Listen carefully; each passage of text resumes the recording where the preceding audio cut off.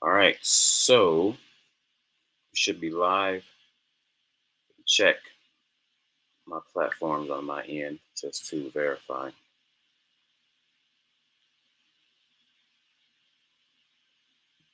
Yep, we are good to go. So first and foremost, look like I may have a slight delay in my camera feedback, but hopefully that'll polish itself out here over the next couple of minutes. But we're live again, guys. As most of you know, I've really been in the space of pushing when it comes to helping individuals understand how to take advantage of some of the current times as it pertains to growing your financial situation, expanding, increasing, improving your financial situation, but not just getting the information to do so, but getting the information and then applying it, implementing it, seeing the change. So many people get the knowledge and they think, okay, now I have the power. You hear that notion all the time: knowledge is power, knowledge is power. Ultimately, knowledge is only powerful after you implement it and start to see the changes in your life based off of the knowledge that you have. Now, I can come to you every day until I'm blue in the face. I can bring information to you on a regular basis, but I've decided I want to be able to collaborate with some individuals who have certain levels of value to give that I may not have to offer. So a couple of days ago, I brought you a seasoned investor, whereas today I got someone who's been in the financial services space for a little while that really focuses on helping people get their situation proper, in line, and start to figure out what they need to do specifically as an individual or as a family, or whatever unit you bring to him to focus on retirement. Now I'll let him get into the nitty gritty of what he has to offer, but we'll just have a little dialogue and share a few pieces of insight, and definitely feel free to drop any questions or comments in the chat so we can use that to kind of build upon as we go through this morning. I'd like to say this afternoon, but we're kicking off early today. So, without further ado, guys, we got Mr. Benjamin Stackums. What's Talk to going me, on, man. Brian? How's it going? It's going good, man. I mean, hey, first one of the day, we wake up, right? And other than that, you just take that momentum and then go on with your day and just keep stacking on that. So, That's it. I love it. So, I'm gonna ask you a couple of preliminary questions. of I course, haven't asked you this. I've been planning on asking you, so you can share it with me and with the audience at the same time.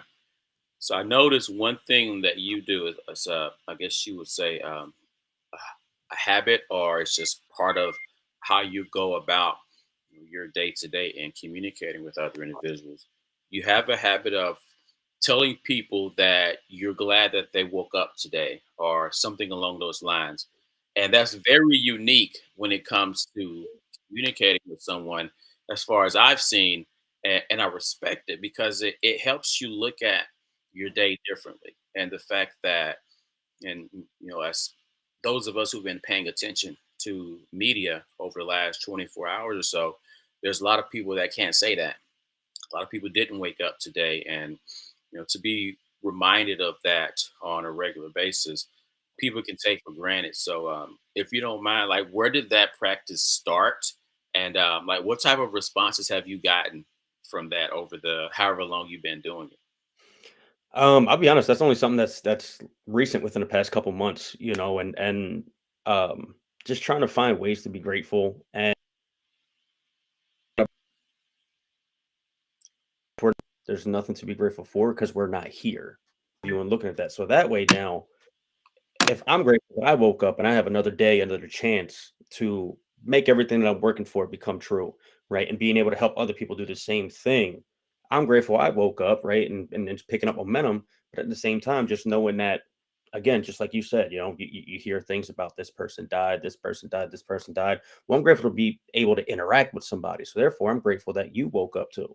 Right. And I just also want to put that out there to make people realize, like, hey, that's the first one of the day. If we don't have that, well, what else do we have, right? Because I mean, and I know this conversation is going to be about, it's about debt, retirement, and finances, right? Wealth, essentially. But I mean, without the true wealth, which is our health, we have nothing else. right? So I'm always grateful to wake up, and I'm always grateful to know that in this case too, because I'm talking to you. I'm glad you woke up today. Yes, sir. Right back at you, man. And I'm glad that you mentioned it first because I was about to go down that avenue of regardless of what we're focusing on in our life as it pertains to generating income, saving money, putting money aside, building a business. None of that matters if we don't have our health.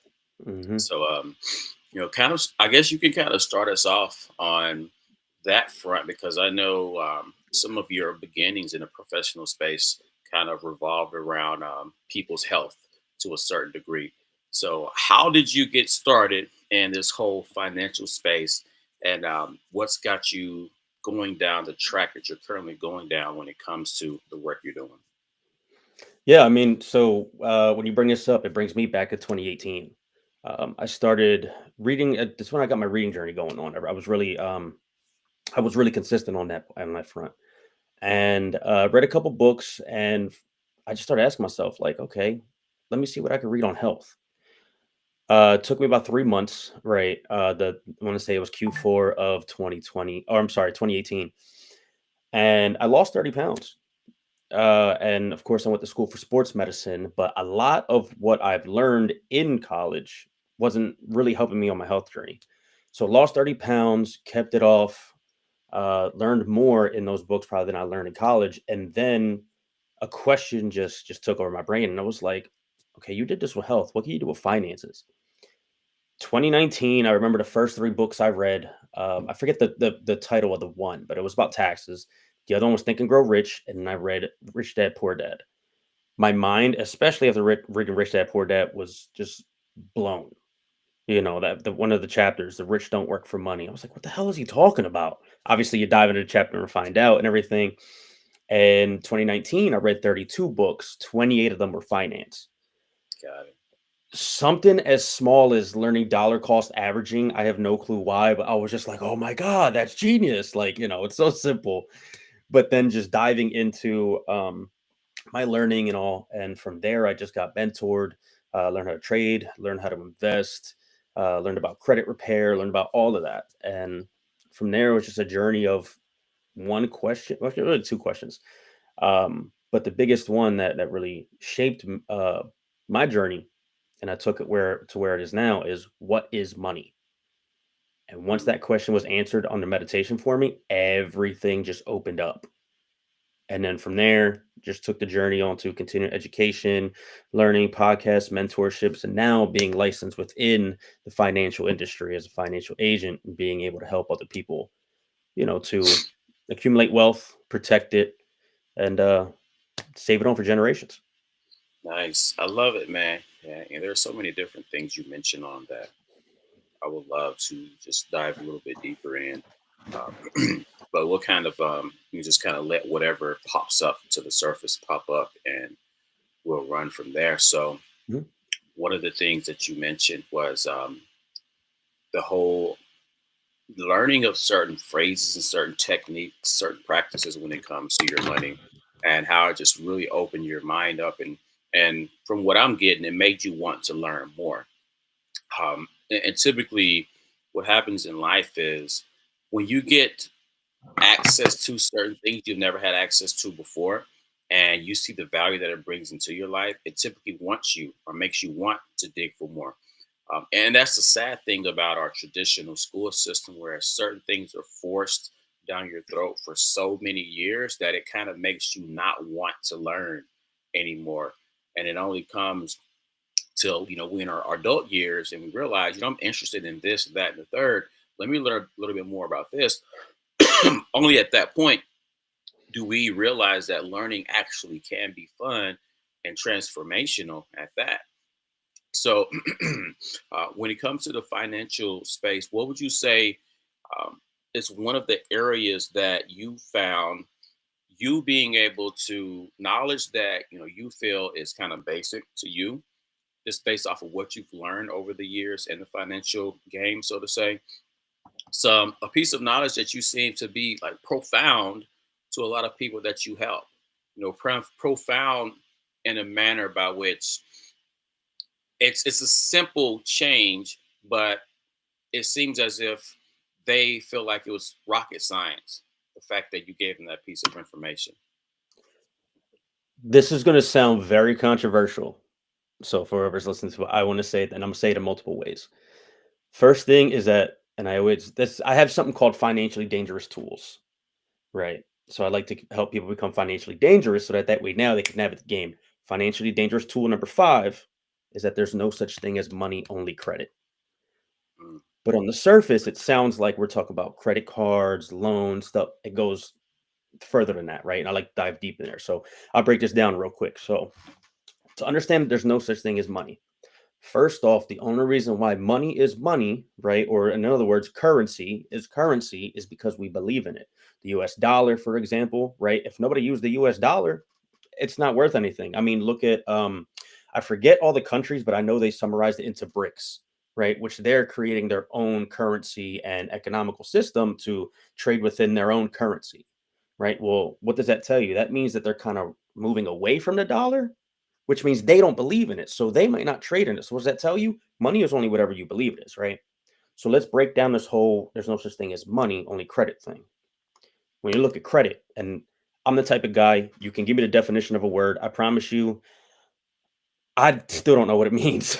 Like literally straight out the dictionary. I gotta look at the etymology of the word to truly understand the whole thing. So when you look at the word credit, the word credit comes from the Latin word credere, which means belief and trust. Okay, so the reason why money is because we give it credit, or we believe in it, or we trust that we can use it to exchange for one thing for another, right? Well, now that comes down to my tagline, right? What I always tell people: you are the money, because it all comes down to what you believe in, right? So, how do we break that down to make it simple? Well, GDP, right? Gross domestic product, which is all the goods and services in one economy, right? Either it grows or it contracts. Well, the thing is, though, the money, at least in the US, is backed by the GDP or the goods and services of the economy within that country. Who creates that? People like you and me, and then the people watching this too as well. So now, if that's the case, that means you are the money. Well, how do we mix this in with credit? Well, if you don't believe or trust in yourself enough to be the money that you need to be, forget the GDP, but the money you need to be for yourself and others that you serve, you're not going to get the money that you're looking for, exactly. right?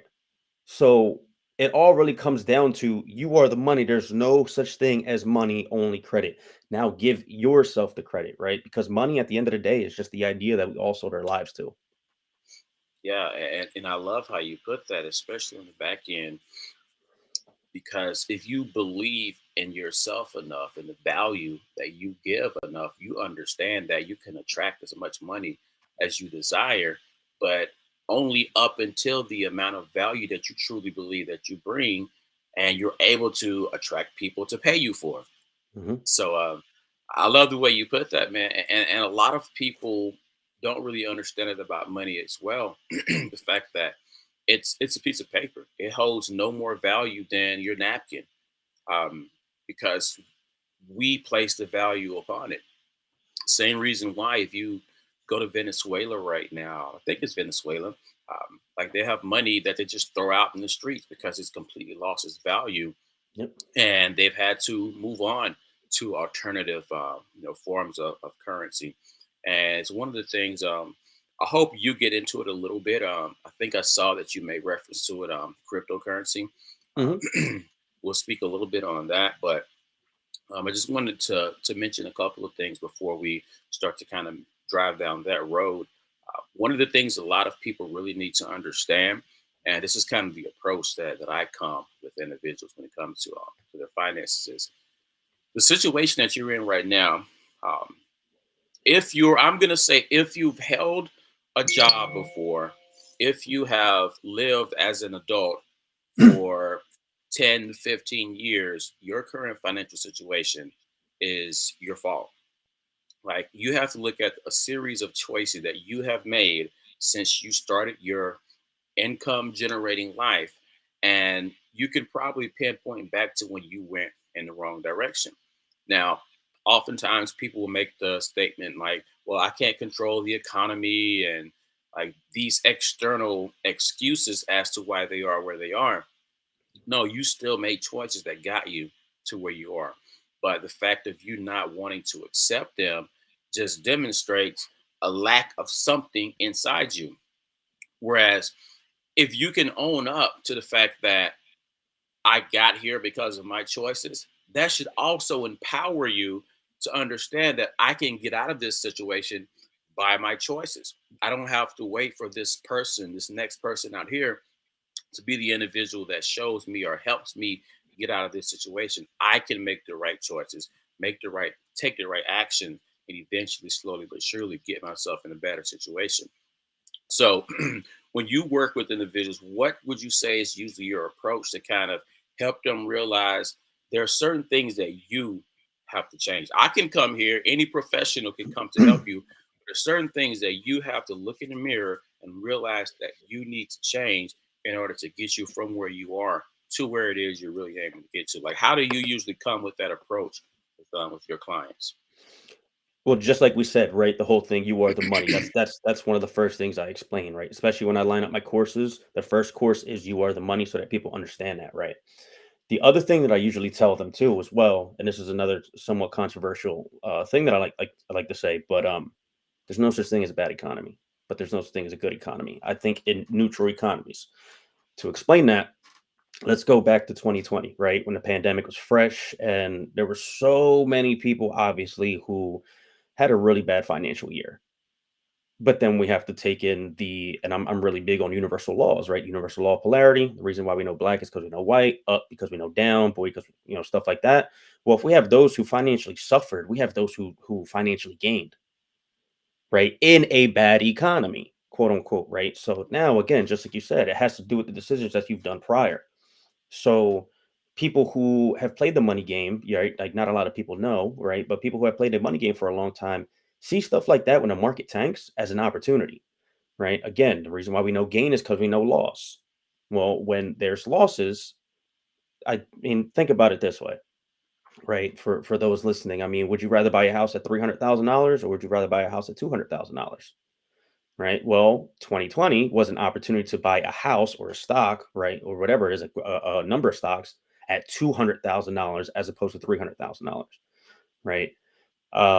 People may have not saved before that, may have not had an emergency fund, right? Well, there are some people who actually had an emergency fund before that to then go and actually help themselves during the pandemic, or But the other problem is there too. It's all mindset, right? Mindset is the first thing we got to touch because at the end of the day, look at those who got the stimulus checks. I still remember to this day, and it boggles my mind. People got $1,200. I still remember seeing on the news at the time when I was still watching at that time because I was curious about what was going on during the pandemic. People were lined up in front of like Best Buy and all that buying TVs. 1,200. I'm like, do we not understand what is going on?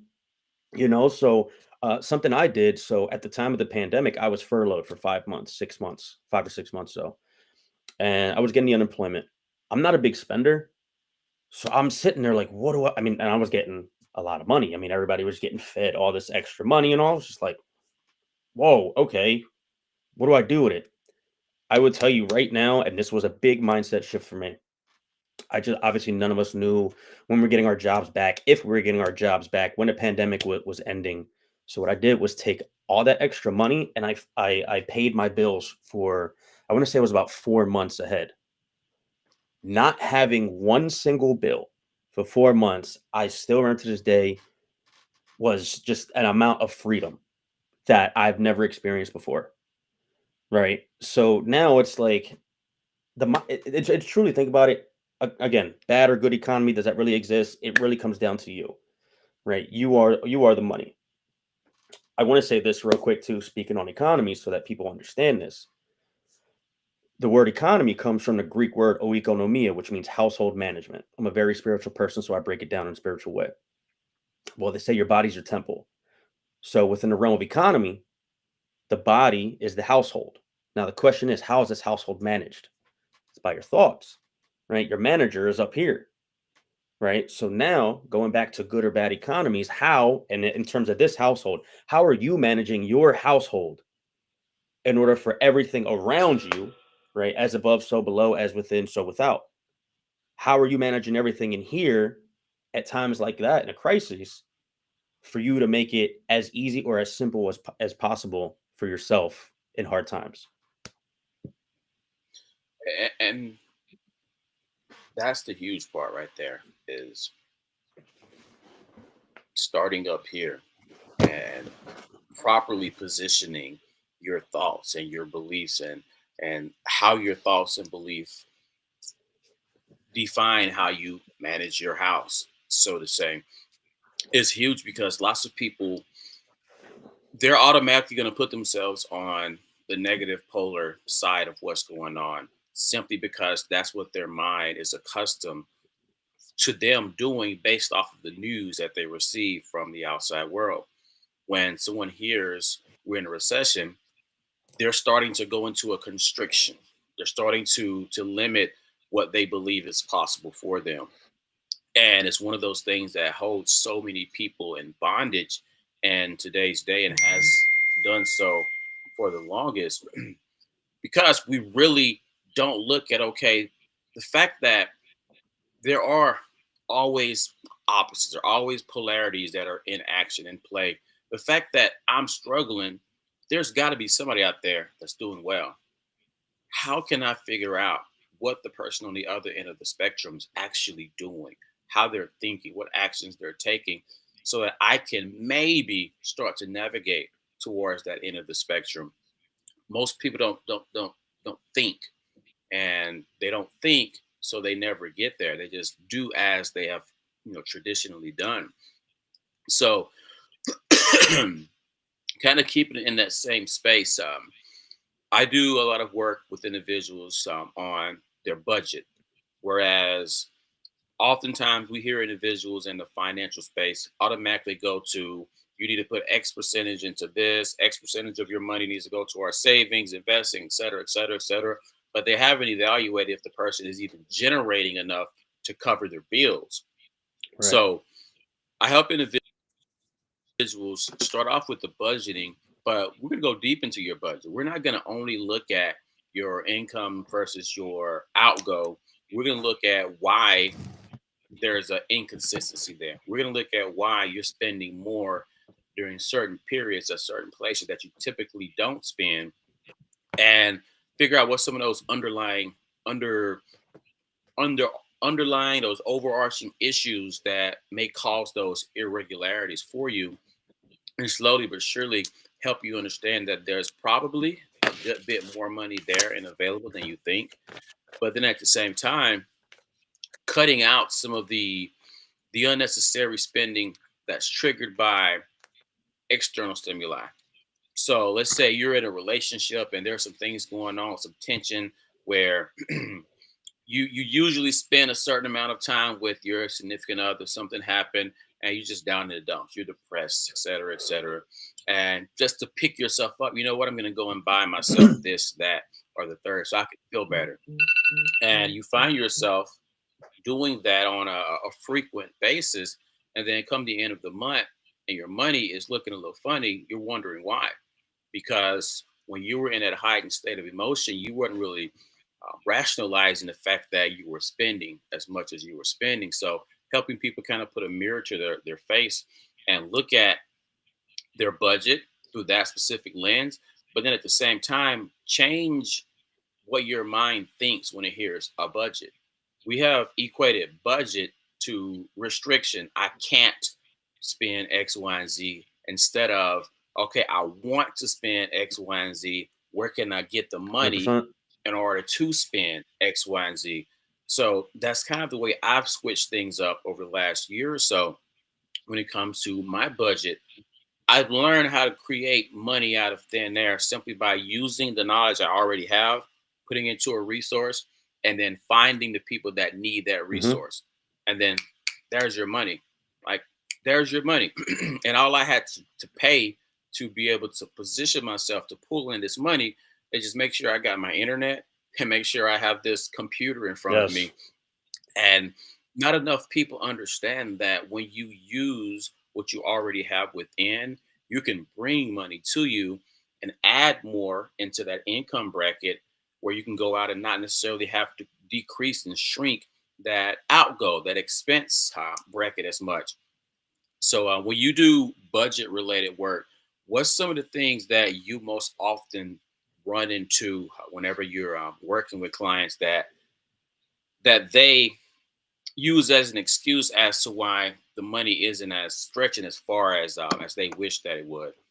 First thing you mostly hear all the time is I don't make enough. I said, okay, you don't make enough based off what though?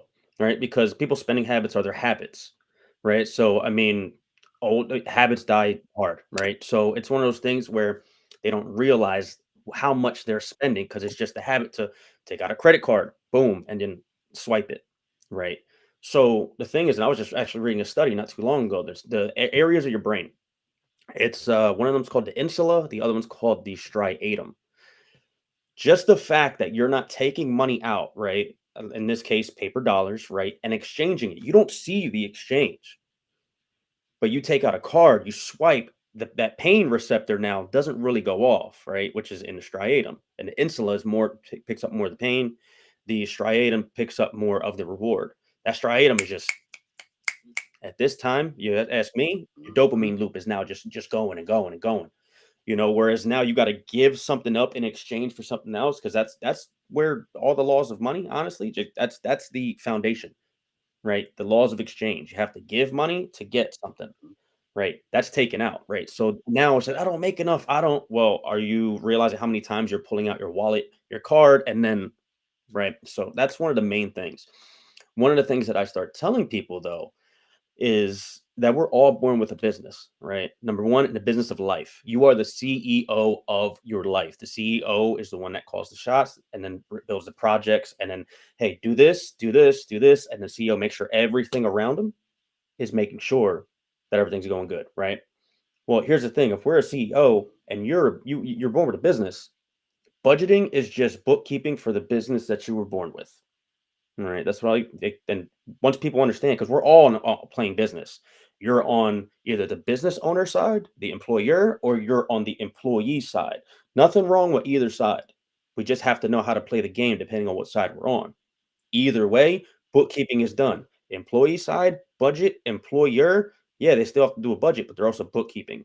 But to keep it on the employee side, well, now every single dollar is not your dollar anymore. Every single dollar is your employee. Now, my question when I ask these people Yes. is if you had an actual building and you had all these employees, would you just let your employees do whatever the hell they want? Common answer, no. I said, so why are you doing that? And they're like, oh, okay. So a budget is not only telling you where your money's going, but what your employees are doing. Now break up your budget in certain places, right? Let's call it the utility department, phone bill, internet, electricity, water, stuff like that, right? The other department now, let's call it the financial department. Just like we're talking about, people don't make enough. Sometimes they just don't realize how much they're spending. Now you do a budget and find out, oh, I have an extra $300. I didn't know that. So where's that $300 been going? Let's switch it over to where it's been going. Let's say you put $100, the financial department, $100 towards debt, $100 towards investing, and $100 towards your emergency fund, right? Just as an example, right? You open that up. The one thing, and then because obviously people get very nervous about investing, right? Because budgeting is the foundation of all of this. You have to know where every single dollar is going. Well, instead of calling it investing, because that's an intimidating word to some people. I mean, I love the word, but some people are like, oh, call it recruiting. Now, why do we call it recruiting? Because in your financial department, what you're doing is hiring these employees, right? Let's say it's $100. So you have 100 employees going into the field, the stock market, to then recruit more employees to come work for you. I don't know what that was. To come work for you. Long time. I guess it don't like me calling it employees, right? Um, but we get 100 employees to go into the field to then go recruit more employees to work for you long term, right? You're the CEO. Yep. How is this looking? And there's easy ways to invest, right? Which you get into and all that. But at the end of the day, if we don't have that budget, we can't see where our employees are going, what our employees are doing, what the departments are doing, right? Because once we understand we are the CEO, we are playing business, and you can actually track your employees, everything gets easier. At the end of the day, you're really tracking your energy too. You have to put out energy in order for you to go and get paid. You put in 8 hours of energy, whether it's mental or Right. physical, into your job. Well, now let's say something costs you make $20 an hour, something costs $100. Well, that's 5 hours worth of your energy that you have to put in to pay that 100, right? So now you could even look at investing, right? Especially at a budget, you're tracking your energy, and then you want to find out how you can grow your money there. Um, Now you're finding out how to increase your energy so that we have more of your time. Well, that makes sense. It's perfect sense, man. And I love the analogies you use. I love the examples. And whenever I do lots of my financial literacy workshops, and we're working with some of my clients, I use similar example. Whereas each one of the dollars that you make should have a job, and if you don't know if that clump of money over there, if they're doing their job, then you're out of control with your budget. You have to know where every dollar is going. And that doesn't mean that every dollar has to be doing one of the boring jobs that you don't like to focus on. A certain plot of your dollars, their job can be entertainment, but that plot of jobs that are dollars that are responsible for entertainment, they can't really go to work until your job or your dollars that are responsible for your utilities, for whatever other departments, as you put it, they have to do their job first in order for the entertainment dollars to even be able to come to 100%. work. So when you put it like that, and you really are able to control the tasks that your dollars are doing, you see that you have the control. You see that, I'm going to lay you off from that department for a while because I need you to go and work over here in the finance department to recruit some more for me. So I love how you put it that way, because it makes it real to some people. It makes it more tangible because they can relate to the workplace. And lots of people don't really look at money through that lens. And it makes it fun as well. It makes it to where people are a little more excited to go, okay, let me actually go and do my budget again, but let me use this mindset when I do my budget. And maybe I'll be able to be a little bit more sustainable throughout the month. So I love that approach, man. So we're gonna go ahead and shift into the second segment, the whole retirement and investing and putting your money to where it can take care of you later. Uh, and before I kind of hand it off to you in this space, I've been working on educating myself and those around me in the investment space for well, I started educating myself back in 2017 initially, and I've gotten more and more consistent and intentional with it four to over the last 4 to 4.5 years now. And I even have, as a recent, put together some resources to help people along that process. You mentioned earlier, as far as some of the low barriers of entry and low entry points to becoming an investor, so on and so forth. So I kind of want to start there. Like, where do people get started when it comes to preparing for retirement? Because one of the things that we have to really understand, and you can speak to it, using your own terminology, but what we are doing extra today and how we're so focused on instant gratification today can sometimes be taken away from what we can enjoy in the future. So understanding that, um, disciplining ourselves away from instant gratification can really position us to have so much more when we aren't physically able to go out and do as much as we can do now. So do now, so that, kind of like the tagline that I put on our lives. So act now in a certain accordance so that you can enjoy it later Mhm. in life. So um, what are some of the areas that you focus on when it comes to the initial conversation around preparing for retirement? Yeah, I mean, so with that, number one, action. That's the first thing, right? Because if we don't have action, there's nothing to do after that, right? Without action, nothing happens. But to take it more into a tangible space, you know what?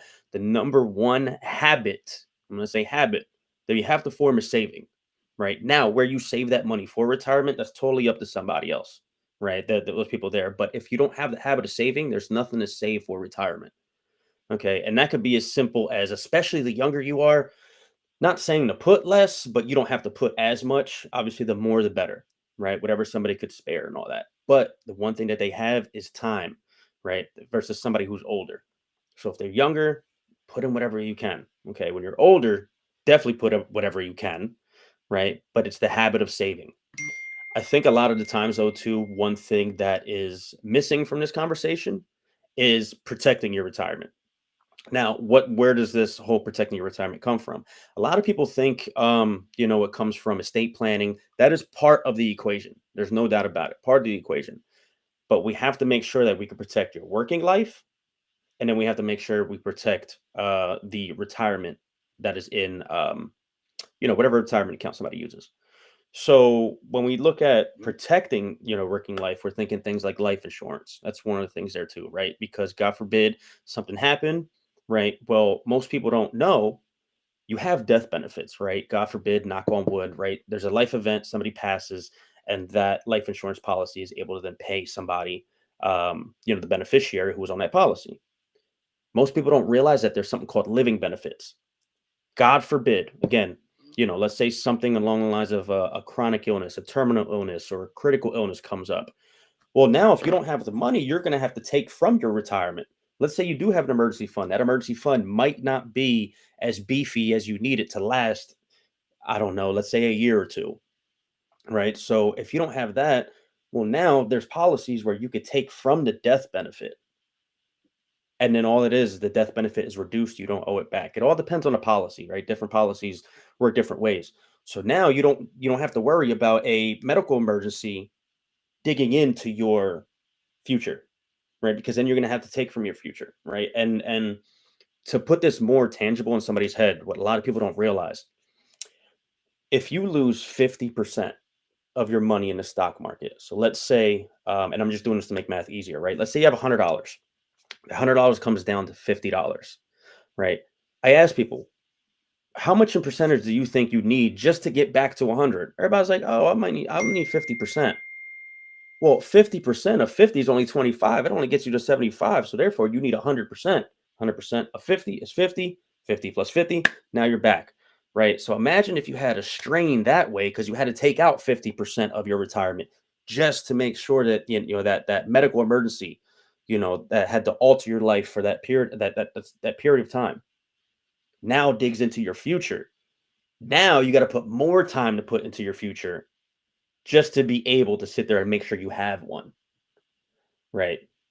So I think that piece of retirement is missing, right? Because now on top of that, you want to be able to pass on wealth, right? Whatever you built up in your retirement, your investments and everything.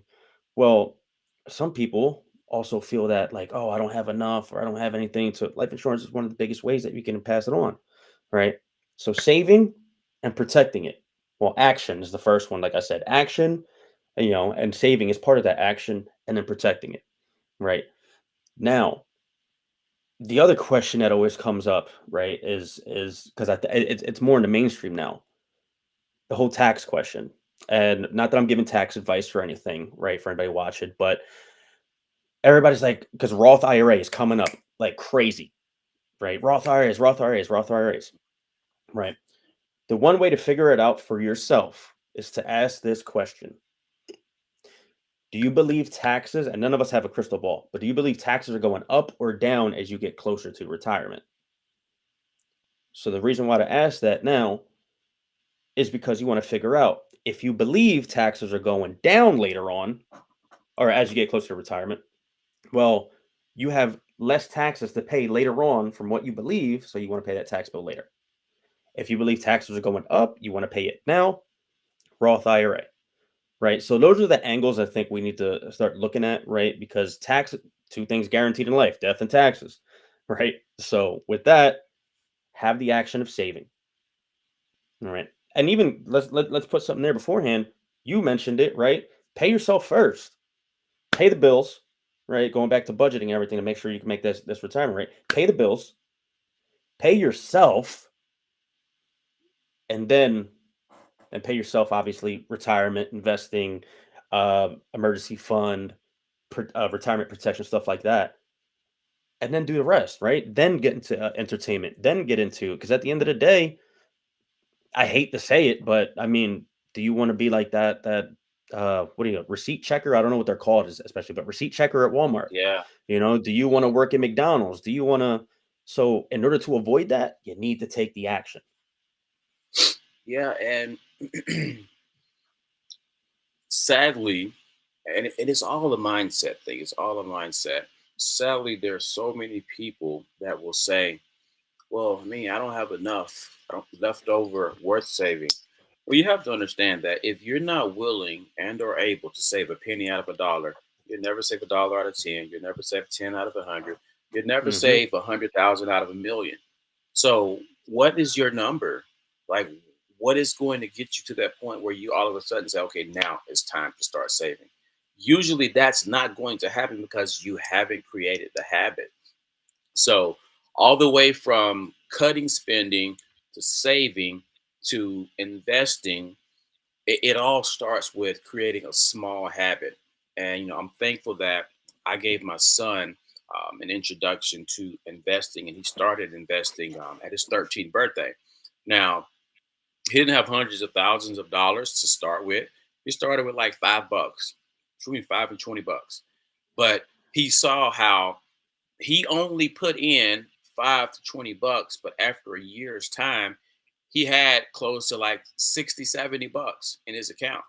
And this was during COVID. So, we knew a few strategic moves to make. So he made a couple of right moves in that first couple of months or so, but he saw that his money made money for him. And all he had to start with was what he had.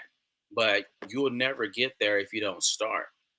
So, what are some of the talking points that you bring to the table for someone that maybe they are at a stage where they're only making enough to barely cover their bills? They even push a few bills back a month because they know I'm going to have to just pay the late fee because the money just isn't good enough. What is the avenue that you take when it comes to those individuals that are that tight, but they're really ready to talk about putting money aside for retirement? So, two things come up here when you say I want to talk on the habit part, and then the second one I want to talk about the mindset shift of making more money as opposed to just cutting expenses. Right. So, the first one with habit, right? So, I go and tell all my clients everything is within the system. I don't care what it is. Let's it's as simple and as deep as this at the same time. Let's say somebody go gets a soda. Step one, get the soda. Step two, pay for it. Step three, uncap it. Step four, drink it. Step five, repeat. What was it? 3 to 5 until done. If I got my steps right there, but you get my point there, right? So you need to do one thing before the Makes other. sense. When it comes to habits, there's a system to that as well, right? And I want to drop this here to make sure that whoever's listening can really get this, all right? The first step of the habit is the language. Etymology comes into play once again. The word language comes from the Latin word lingua, which means tongue. Okay. So where am I going with this? Well, think about all the words that you talk. If you don't have a tongue, you're not going to be able to say anything, first off. But number two, I'm spiritual. I'm not religious or anything like that, but I do believe different religions have different things that can help us, right? So in the Bible, I forget what verse it says, but it says, life and death is in the power of the tongue. Those who speak it, those who love it will eat its fruit. All right. So we take that and we understand, okay, so now we have to speak life. So where's the second part of this? Language dictates your thoughts. Now you see, based on what you said, you see these pictures on based on what you said. What does it look like? I'm never going to be rich. Well, then it's going to look just like that. Or I'm getting 10 properties this year. And you truly believe that? Again, you are the money. It's all based off belief, right? That you become the money you need to be to bring that value to yourself to get those 10 properties, right? It all looks like, again, management, right? Household management. So you're going to manage it based on what you say, then it's going to come to your thoughts. What's the next step? Well, thoughts then dictate actions because you see it, you heard it, right, from a vibrational standpoint. Because if you talk and obviously you touch your throat, you hear vibrations, right? So vibration and frequency to me, I totally believe in that, right? So you bring that vibration out up here into these things, right? You start working with your hands, right, and your mind. It all starts your mind, transfer the energy to the hands. What's the next thing? Well, now, what happens is that actions done repetitively shape your habits. All right. Second nature, it's neuroplasticity. And I'm sure a lot of people watching this heard the quote, neurons that fire together, wire together. You just keep going and going and going. It's hard at first, but here's the thing, you didn't know how to drive until you knew how to drive. You didn't know how to cook until you knew how to cook. You didn't know how to fill in a blank until you fill in a blank. It's the same thing for everything. And now every single habit that you have shapes your life, right? So to bring it down to the system, language, thoughts, actions, habits, life. Because now your life is on autopilot just because of all the habits that you have. The only thing is, oh, now, and that's an unconscious thing, right? Because it's so second nature. Well, again, up, down, left, right, boy, girl. Well, you got unconscious, you got conscious. You have to be conscious of what you're doing if it's not serving you. Because now, if it's just second nature, oh, that's just who I am. That's just science tells you can change. It's neuroplasticity. It just gets harder as we get older because we learn a certain way of life. We just have to break that cycle and work our ass off to, I mean, working up at 5:30 used to be like that to me. It's a struggle now, and I'm working towards that, right? I'm more so in like at 6:30 a.m. So I just got to shave off an hour. But the more I do it, the easier it becomes, right? I mean, again, I come from a sports medicine background, but then all this financial stuff got so much easier, right? So I think that's one of the avenues that we have to talk, right? Like, where are your habits that are not serving you financially for you to not get what you want, right? What are the habits that are making you financially tight? The second one, and I think it keeps us in a lack mindset, is cut expenses, cut. And I'm not telling somebody not to, but sometimes they think that's the only thing they have to do. Well, what's the other side of it? I'm always thinking within the law of polarity. What's the other side of it? Well, I can't cut expenses. What about increasing income? Right. And there's 20 million ways to do it. And again, that's going to have to come down to habits because you're going to have to learn a new part of you for you to be able to build this, right? This business, this side hustle, and by the way, a side hustle is a business, right? Just letting people know you still got to pay taxes on that money. So the only reason why I'm saying that, I'm big on words. It would only be a side hustle and treat you like one as long as you continue to say it's a side hustle. Until you say, I have a business, which you should because you stand on your square and call it what it is, right? Now we act in a different manner. Boom. Exactly. Now you see, I got to increase the income. This is a business. I got to treat it like one. And now you're going to take the habits that require you to run a business and now increase your income, right? And that could be, it might start off as active, later on turn into passive. It might just, there's so many avenues. There's so many avenues. Affiliate marketing, um, network marketing. You can create your own website with courses. You can, just like you said, right? You take the information and knowledge you have, right? You pack it into an ebook, you pack it into a course, and you just go on social media and find the people who need that, right? You're talking to them. It's as simple as that. Because here's, and I'm going to say this: the way you get paid is by serving others. Mhm. Give them something to exchange their money to that's going to serve them. And there's nothing wrong with taking other people's money as long as you do right by them. Take their money, give them something which is way more valuable than the money that they're giving you, and everybody comes towards you. All right. The way we get paid, and it's all energy exchange, right? They put their energy towards making that money. That money goes from their job to them, from them to you. You're going to take that money and put it somewhere else, right? It's all a flow of each other. This is like literally basic economics, right? Yeah. All you have to do is be the best self and then sit there and serve others. Everything else will come. Boom. Now we got more money. Let's invest. Man, so I'm glad you're here to tell them because I've been trying to tell them for the longest, but no, man, it just goes to show the knowledge is out there. It's delivered in various different ways, but the knowledge, the information is out there. It's all about creating the new habits, and the creating of the new habits is doable. You mentioned how it's more difficult as we get older. My background is with my psychology and social work, human behavior, like the stages of development. The first 7 to 8 years or so of life is the foundational years, so where you're learning vicariously, you're learning through observation. You don't have to try to learn what certain things mean because your brain is at a certain vibrational um, certain level of that vibration to where it absorbs information so much easier. But and it's called the a technical term for it is theta. So it's in a state of theta. Whereas to replicate that as you get older in life, you don't as easily absorb information, but how you can absorb it and create new habits is through repetition, Hmm. intentional repetition, repetition, repetition.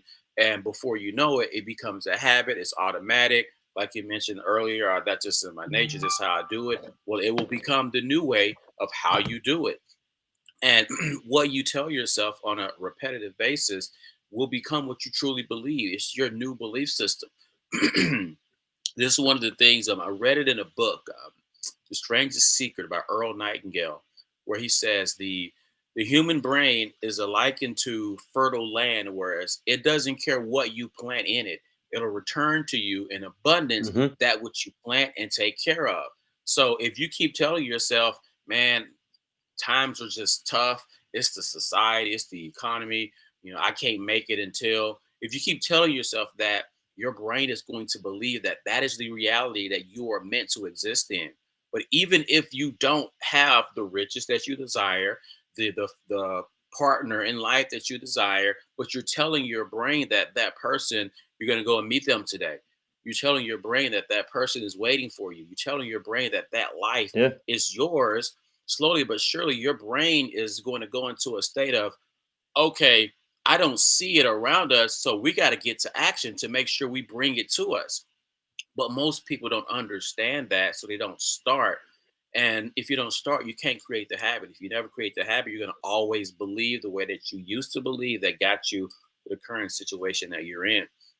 So I don't want to, and we're going to be able to do some encores throughout the months, throughout the years, to go deeper into some of these specific areas. But let's just keep moving forward and kind of give us some of the things that you actually do. I say a couple of different vehicles, specific different vehicles that you use to help people make sure that, okay, in X number of years, I should be in a good position when it comes to my retirement. Yeah. So I can only speak on this so much, right? Due to the type of license that I have. So I'll keep it very brief on this one, right? So Hmm. the type of vehicles that I at least use for myself, number one, I definitely have a Roth IRA. Love it. I personally, and this is just my philosophy, I'm the type of person that believes that taxes are going to go up as we get closer to retirement. Right. We had that inflation, Same here. and then all the government programs that are coming out and trying to be funded and stuff. Again, just my personal opinion. So for that, I want to pay taxes now so that I later on don't have to worry about taxes being paid out for my retirement. Um, Another vehicle that I personally have is an IUL, right? So I have an index universal life policy. It is a life insurance policy that comes with cash value. The cool part is this, right? So law of polarity, right? You got up because you got down, boy, girl, same thing as I mentioned earlier. So with my Roth IRA, I capture all the gains. Okay. I have no downside protection, but I have no upside limit. And IUL, right? At least the one that I have, I don't lose anything if the market goes down at all, right? But I have a cap to how much I could make on the money, right? So now if the market goes negative or tanks, my IUL is safe, but I lose money on my Roth. Okay, so I lose less money because I have some money protected here, all right? But I've gone down in my Roth IRA. So what do I do? What I do is then obviously, just like I said, if you want to buy a house at 200,000 rather than 300,000, Roth IRA. Let's buy some more shares. Okay. While saving my money here. In a Roth IRA, then too, again, the market goes 30. Let's say, I'll say my cap is like 15%, for example. Let's say the market goes 30. I capture all 30% in my Roth IRA.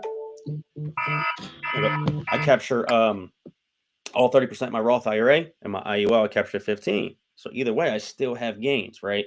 So I use that, but then I also have, and I'm a fan of crypto, right? So I also have a Ledger wallet, right? So I buy, right now I'm buying on PayPal. I'm going to change that up. I'm looking at cheaper network fees. Buy on PayPal, turn it into a Ledger wallet. So even before this happened, right, I was investing in the crypto, but take all politics aside, but at least, and we'll see if he does actually go through with this. But there's a word that Donald Trump said that he wants to make crypto U.S. Issued cryptocurrency tax free, which then comes into my tax free, retirement philosophy. Okay, cool. I'm just going to keep falling into there. Granted, I was going to buy crypto regardless, but it makes me want to do it more, assuming again that he's going to make that happen. Okay, so I was going to do it either way. Why not funnel a little bit more because it's tax free there?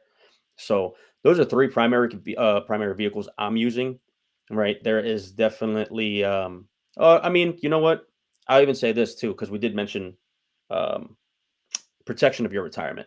I also have another life insurance policy that come with living benefits. Same exact thing. So if something happens to me, chronic, critical, terminal illness, I have a life insurance policy that I can then take from there to make sure that I use that money and not have to touch my emergency fund, not have to touch my IUL money, not have to touch my Roth money, and leave that all there, right? So I can leave my emergency funds for things like if my car breaks down or if I, you know, um, medical. Well, I shouldn't say medical because, like I said, well, I guess to a certain point, medical, right? If it doesn't fit within what I'm allowed to take from the life insurance policy.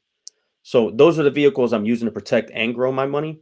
I know, being that I'm self-employed too, later on I'm looking to add a 401k for my own reasons, right? But those are the ones that I'm using currently. Yeah. I appreciate you sharing that because it shows everyone, especially those who are really uninitiated, that you don't have to have all of your retirement related funds in just one place. Hmm. You can diversify where your money is going towards retirement. And we'll come back in on different subs or different days and dig a little bit deeper when it comes to when it comes to some of these areas. I see we got a few. One of my guys out of New York dropped a few comments there. Pop them up on the screen before we get ready to tune out. But yeah, man. So kind of speak ever so briefly on if someone wanted to use you to help them get to where they're looking to get to, where would they find you? Um, what are some of the things that they need to bring to the table whenever they're reaching out to you?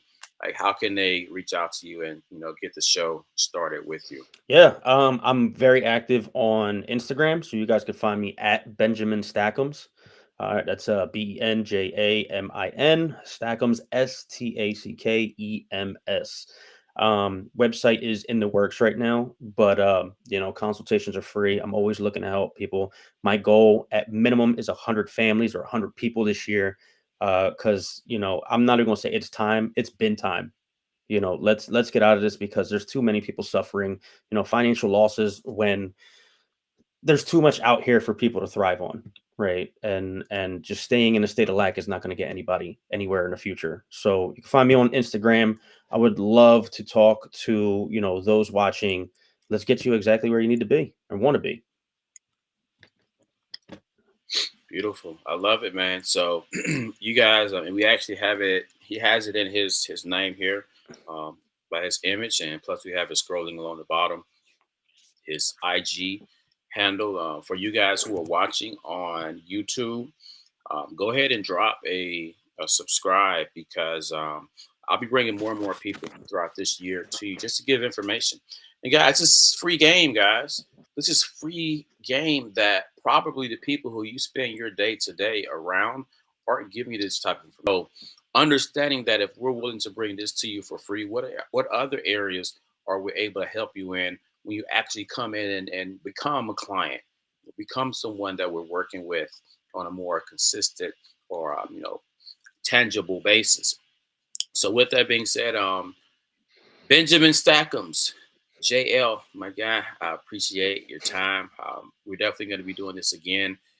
And you'll be hearing from me here in a little bit. I got a couple of things I got to knock out before I could, switch into my follow up mode. But I appreciate your time. You've educated me on some things. You got my brain thinking a little bit more strategically on some things. And some of the things that you mentioned, I'm going to definitely reach out to you and say, hey, we got to go deeper on this, because when you can put things into layman terms that helps your everyday person understand and be able to implement things that previously were more complex to them, you make life so much easier for people to get to where they're aiming to get to, regardless of where they currently are. All right. Yeah, Well, man. I appreciate the I'm time. Appreciate you having me on, bro. And then, like I said, anything that can help to help the community and all that. Much gratitude, bro.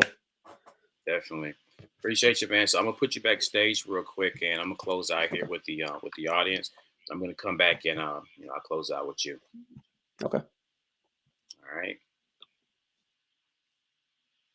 All right, guys. So I met this cat on the Clubhouse platform. For those of you who are familiar with Clubhouse, I met him during COVID, probably 2021, on Clubhouse, and he was giving value, man. That's one of the things that I love about the people who I'm going to be bringing before you today is I've learned from them from afar. Most of them, some of them will be local individuals, but most of them I learned from them from afar. So why not partner with them to bring you even more information so you can learn from them from afar, and then maybe go one on one, maybe dig deeper on a more personal basis, becoming a client, becoming a collaborator, becoming a partner. Who knows? Maybe you have value that you can give to him to help him expand what he has to offer. So, off that note, I'm out of here, guys. Go out and have a wonderful remainder of your day. And just remember, it doesn't matter what the financial situation was up until today. It doesn't matter what your family's financial situation was up until they let you go out on your own. You can start today to get this right information and surround yourself with the right people and start to live your life of purpose, because your legacy begins now. We're out. You got to take it easy.